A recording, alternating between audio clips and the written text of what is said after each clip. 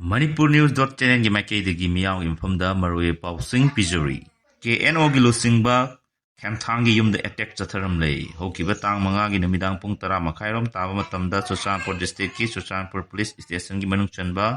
Dorcas Road ta laiba KNO gi lusingba Kemthang Elias Kelvin Haplang gi yumda sakang singna petrol bomb lang senduna attack chatharam lei. Adubu thodo aduda kana amata so opandi yaukide thodo aduda kana na karigidamakta Chatharam libno haibadu hojik phawgi oina sapchana khamba ngamdri adubu KNO gi lusingba Kemthang asi hokiba September 3 da Ministry of Home Affairs na punna su agreement sign tawnakiba aduda yaukiba oibana agreement adugi mayakta leiba kanggu singna attack adu Chatharam ba yai haibagi singnaba leiri adubu hojik phawgi oina di thodo adu mari leina mifa ipun amata tawba leitri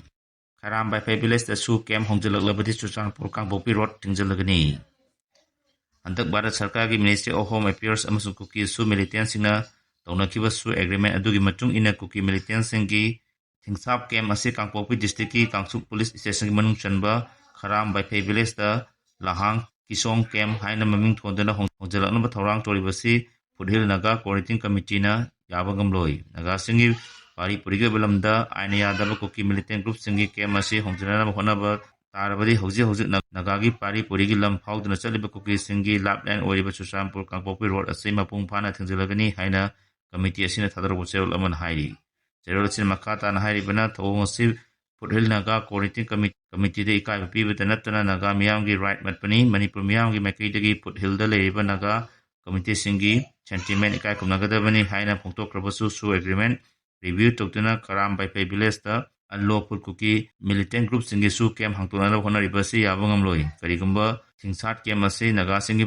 pari purigi lam oiriba Khabam by Fabulous ta hongtokpa tarabadi kuki amasu naga community ani gi marakta chauna inai tana bahaibudu tholakani karigumba sigumba labak thiba thodosing asi tholakpa tarabadi maduda tholakpa phapatagi daita pumba Manipur sarkar pugadabani Manipur government gi maikaidagi Foothill Naga singi sentiment ikai kumnagadabani haina hongtokiba aduda maram oiraga good faith Foothill Naga Quarantine Committee na kuki singi mathakta chathagiba achingba khongjungsing adu hantokibani illegal kuki village amata indigenous Naga lands owners singi ayab yaudana lingba yaroi karigumba lingba tarabadi madu karigumba amata chingnaba tawdana eviction tawgadabani kuki refugees singna Naga singda chathaba namthaki thawong sing yauna kuki militant singna ain kaina drug putok pusin tawba amasung aina yadaba polamsing lalonbagi thabak Tatharibasing asi matam kuina khangduna leiba ngamloi kuki zo singna free movement da thingba piba haibasi miyambu tamna genocide tawbani sujata National Highway number 2 Impal Dimapur lambi asi free movement ohingadabani haina awang samai kanba loop amasung imagi merana People's Progressive Alliance Manipur gi support lena Sakmai Bazar sathagiba wakan infam ngasiga thana numit humni chusankre kongjang asida nupi chahum henbana suruk yari sungang aduga mai lena imagi mera gi convener Sujatana phongtokibada kuki khulai paibasingna Impal Dimapur lambida maitaising chatuksin tawbada athingba thamliba ase maitaisingbu tapna genocide tawbagi thawongni hairiba thawong ase yaningde center amasung state government gi maikaidagi miyamgi lifeline oiriba lambi asida maitai yauna community khudingma free movement tawholgadabani haibagi thajaba pidri phawba khongjang asi makatana chathagani Ministry of Home Affairs amasung kuki zo militansin handak nauna su agreement sign tawnakrabasu hojik phawba Impal Dimapur lambida maitaising free oina chatpa yadri thawong asi human rights violate tawbani amaromda Prime Minister Narendra Modi gi Impal khongjat asi hidden agenda amag loirana lakadoriba haibagi nungangai oi Prime Minister gi Manipur khongjat asi manungda Manipur gi territorial integrity asi hiram amata akai piroi haibagi thajaba du pigadabani haina phongtoki panba yabadi Sakmai Bazar da chathaki wakan khongjat asida su abrogate tawgadabani terrorism gi thawong sing kudak lekudabani kuki militant singna National Highway da loot tawbagi thawong lepkadabani National Highway hangtoktuna free da chatok sizin tawba haibasi ekoigi right ni paktak miha lepu proxy war lepu haina thaba plate casting chenaki Modi lakpada udanaba kuki singna ku mayam sare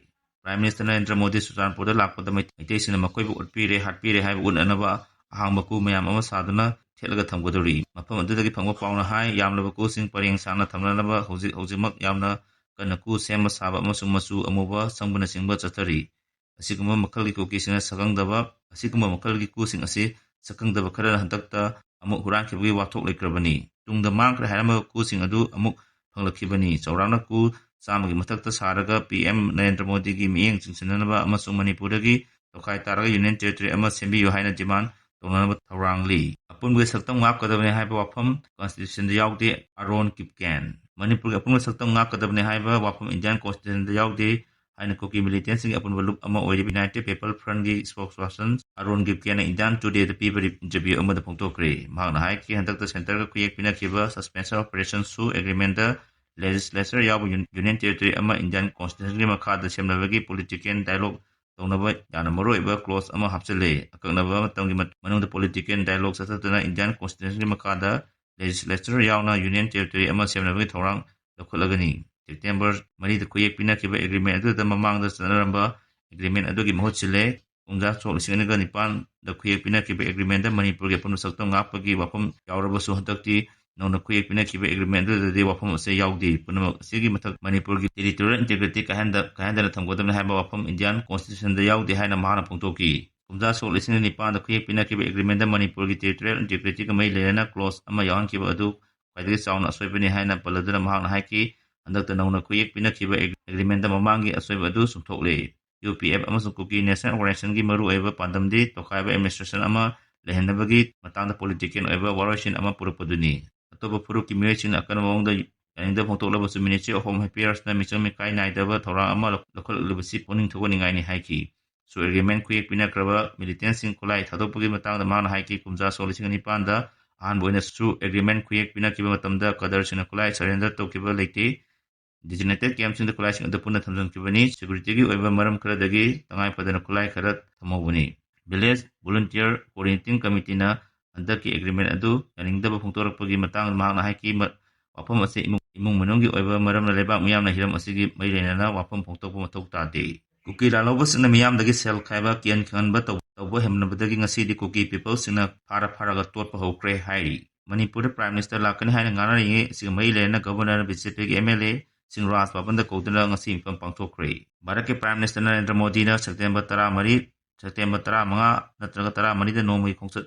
ꯑꯣꯏꯅ ꯃꯅꯤꯄꯨꯔꯗ ꯂꯥꯛꯇꯨꯅ ꯑꯍꯥꯟꯕꯗ ꯆꯨꯔꯆꯥꯟꯄꯨꯔꯗ ꯊꯨꯡꯂꯕ ꯃꯇꯨꯡꯗ ꯑꯅꯤꯁꯨꯕ ꯑꯣꯏꯅ ꯀꯪꯂꯥꯗ ꯋꯥ ꯉꯥꯡꯒꯅꯤ꯫ ꯍꯥꯏꯔꯤꯕ ꯊꯧꯔꯝ ꯑꯁꯤꯒꯤ ꯃꯥꯡꯑꯣꯏꯅꯅ ꯉꯁꯤ ꯃꯅꯤꯄꯨꯔ ꯒꯚꯔꯅꯔ ꯑꯖꯌ ꯀꯨꯃꯥꯔ ꯚꯜꯂꯥꯅ ꯃꯌꯥꯏ ꯇꯥꯡꯕ ꯂꯧꯗꯨꯅ ꯉꯁꯤ ꯔꯥꯖ ꯚꯕꯟꯗ ꯕꯤ.ꯖꯦ.ꯄꯤꯒꯤ ꯑꯦꯝ.ꯑꯦꯜ.ꯑꯦ 25ꯔꯣꯝ ꯂꯣꯏꯅꯅ ꯃꯤꯐꯝ ꯑꯃ ꯄꯥꯡꯊꯣꯛꯈ꯭ꯔꯦ꯫ ꯏꯝꯐꯥꯜꯒꯤ ꯔꯥꯖ ꯚꯕꯟꯗ ꯉꯁꯤ ꯑꯌꯨꯛ ꯄꯨꯡ 12:30 ꯇꯥꯕ ꯃꯇꯝꯗ ꯄꯥꯡꯊꯣꯛꯈꯤꯕ ꯃꯤꯐꯝ ꯑꯗꯨꯗ ꯁ꯭ꯄꯤꯀꯔ ꯁꯤꯇꯤ ꯁꯦꯇ꯭ꯔꯄꯇ, ꯍꯥꯟꯅꯒꯤ ꯆꯤꯐ ꯃꯤꯅꯤꯁꯇꯔ ꯅꯣꯡꯊꯣꯝꯕꯝ ꯕꯤꯔꯦꯟ, ꯍꯥꯟꯅꯒꯤ ꯃꯤꯅꯤꯁꯇꯔ ꯊꯣꯡꯒꯥꯝ ꯕꯤꯁ꯭ꯋꯖꯤꯠ, ꯑꯦꯜ. ꯁꯨꯁꯤꯟꯗ꯭ꯔꯣ, ꯋꯥꯏ. ꯈꯦꯝꯆꯥꯟ, ꯗꯥꯛꯇꯔ ꯁꯥꯝꯄꯝ ꯔꯟꯖꯟ, ꯍꯦꯡꯀꯥꯝ ꯗꯤꯡꯀꯨ ꯑꯃꯗꯤ ꯑꯇꯩ ꯑꯦꯝ.ꯑꯦꯜ.ꯑꯦ 25ꯔꯣꯝꯅ ꯒꯚꯔꯅꯔꯒ ꯎꯅꯗꯨꯅ ꯋꯥꯔꯤ ꯁꯥꯅꯈꯤ ꯍꯥꯏꯔꯤ꯫ ꯍꯧꯖꯤꯛ ꯐꯥꯎꯕꯒꯤ ꯑꯣꯏꯅꯗꯤ ꯃꯔꯨꯑꯣꯏꯕ ꯄꯥꯎ ꯄꯤꯖꯕ ꯃꯇꯥꯡ ꯑꯁꯤ ꯂꯣꯏꯖꯔꯦ꯫ ꯃꯈꯥ ꯇꯥꯕ ꯑꯞꯗꯦꯠꯀꯤꯗꯃꯛ ꯃꯌꯥꯝ ꯄꯨꯟꯅ ꯉꯥꯏꯃꯤꯟꯅꯁꯤ꯫ ꯂꯣꯏꯅꯅ ꯆꯦꯅꯦꯜ ꯑꯁꯤꯕꯨ ꯅꯨꯡꯁꯤꯕꯤꯗꯨꯅ ꯂꯥꯏꯛ ꯑꯃꯁꯨꯡ ꯁꯕꯁꯀ꯭ꯔꯥꯏꯕ ꯇꯧꯕꯤꯔꯝꯃꯨ꯫